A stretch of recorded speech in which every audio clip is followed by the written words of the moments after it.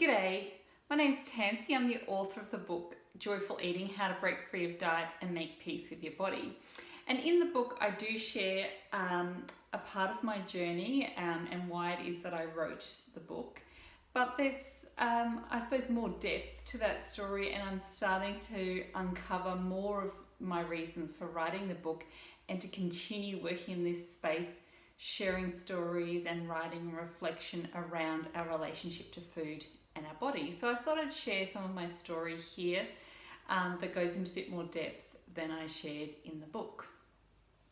So as a child, I grew up with a very health conscious family, and we ate what was considered a healthy diet, and I think as a child there was a sense of pride in our eating.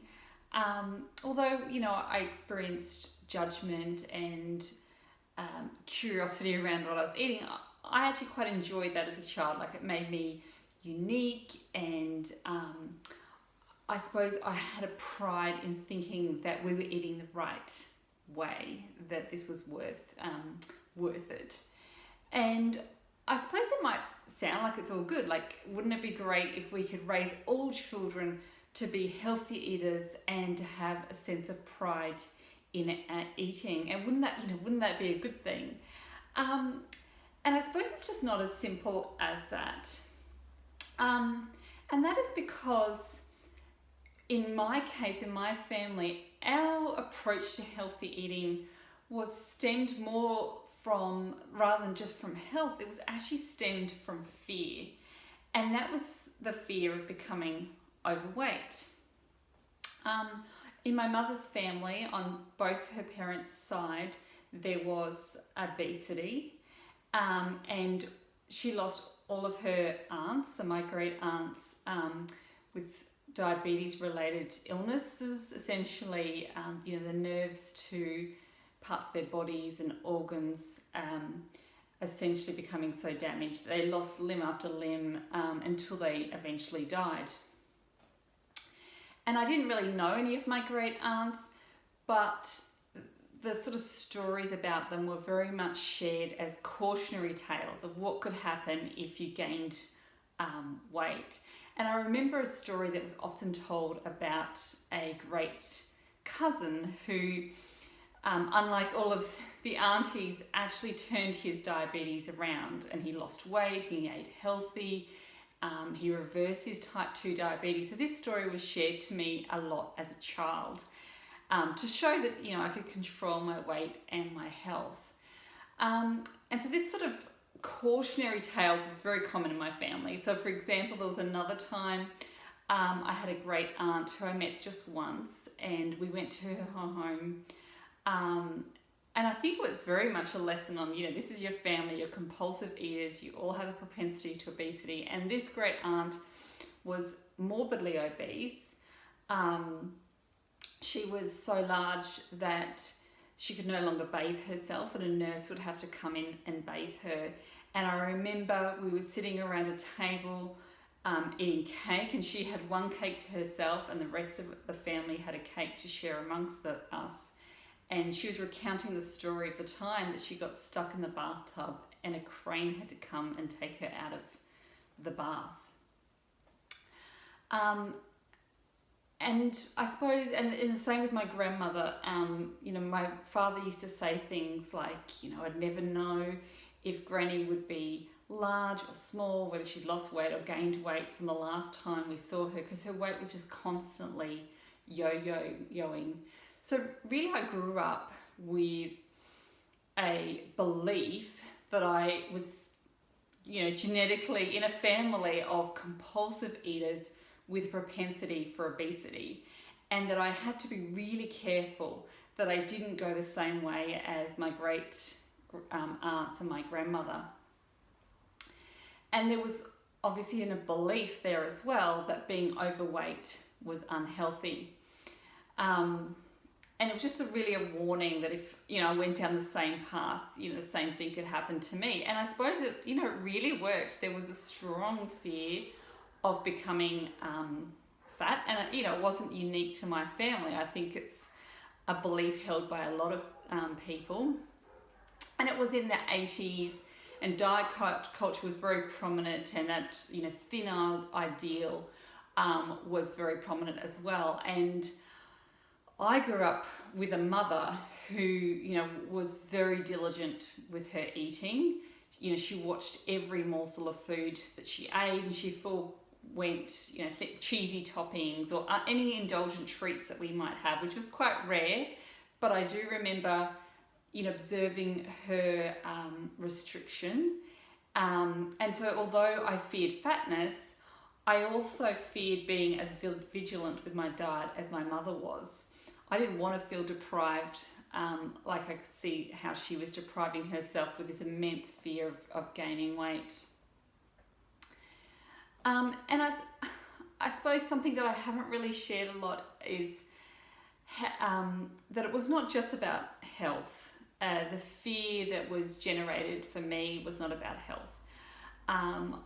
There was times, you know, when my father would say to my mum, you know, if you ever gained weight, I'd leave you.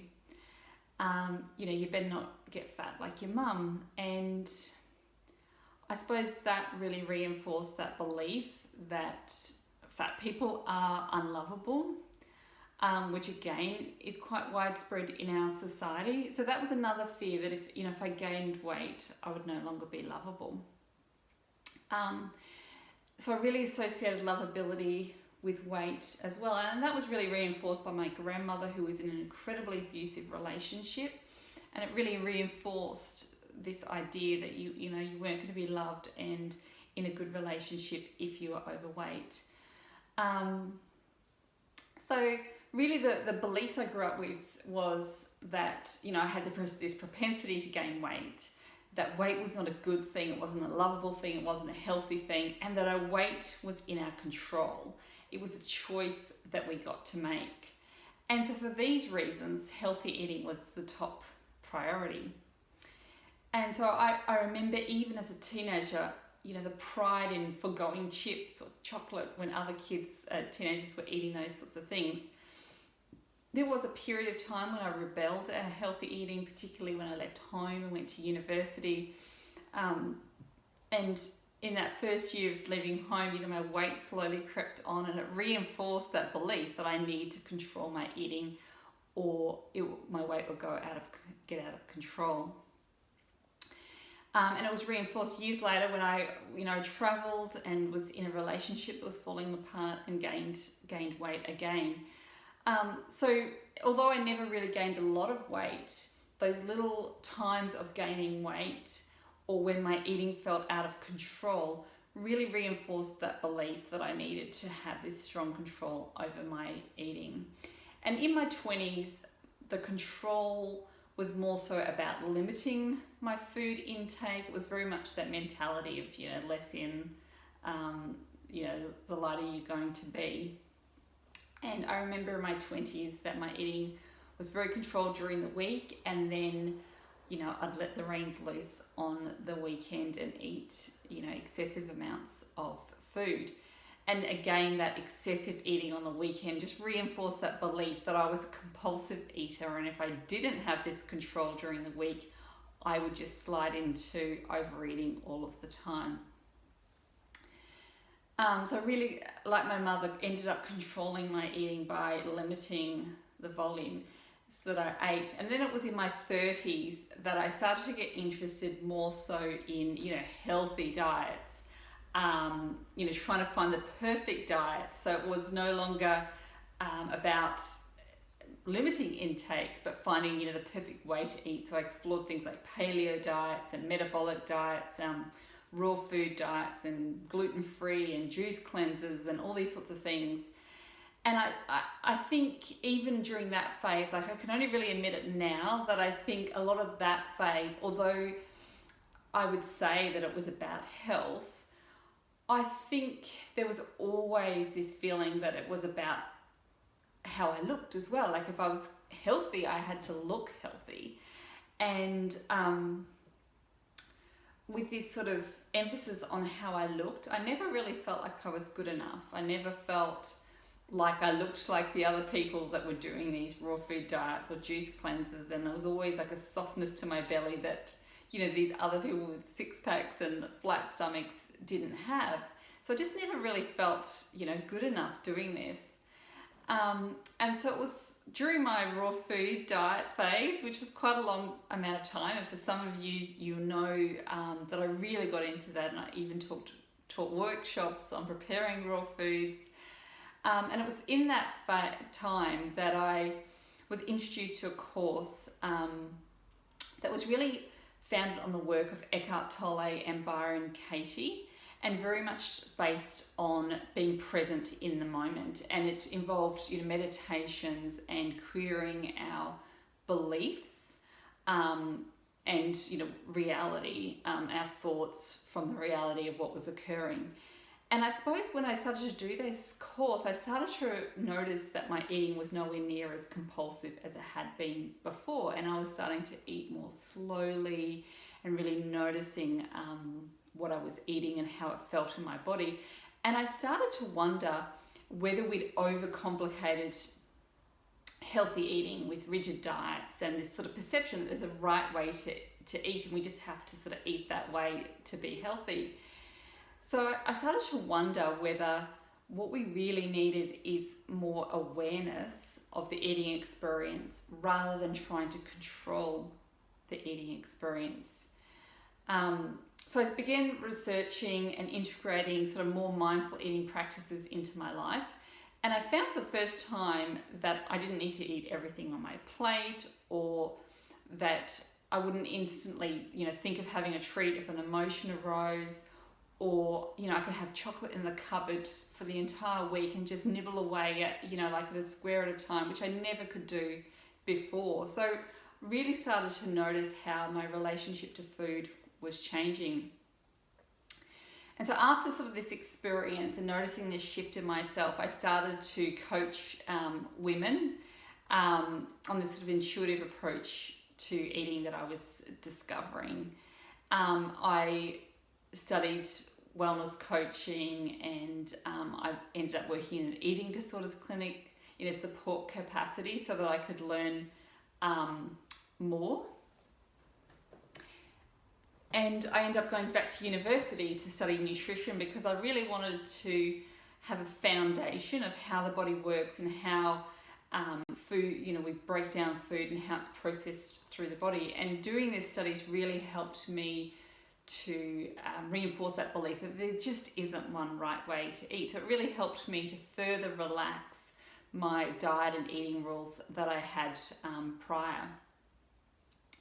And then when I finished my studies, I was working in a part-time role, one-on-one counselling clients, and I had the time to do some research. So I really sort of researched deeply into things like the relationship between stress and digestion and our food choices, whether there is such a thing as food addiction or food cravings, emotional eating. So I really sort of deep dived into a lot of the ideas that I was starting to form, and just to see whether there's the research behind that, and why being more mindful helps us to eat sort of more intuitively without that sort of compulsive controlling approach. And so as I was doing my research and I started blogging and writing about what I was learning and reinforcing those ideas, I had this idea of writing a book. And after sort of 9 months of blogging and knowing that this writing practice was continuing, I decided to commit to writing a book about our relationship to food and the practices and self-awareness in order to change our relationship to food and our body, and to find sort of peace with food and body. And so after about a year, I wrote my first book, which is called Joyful Eating: How to Break Free of Diets and Make Peace with Your Body.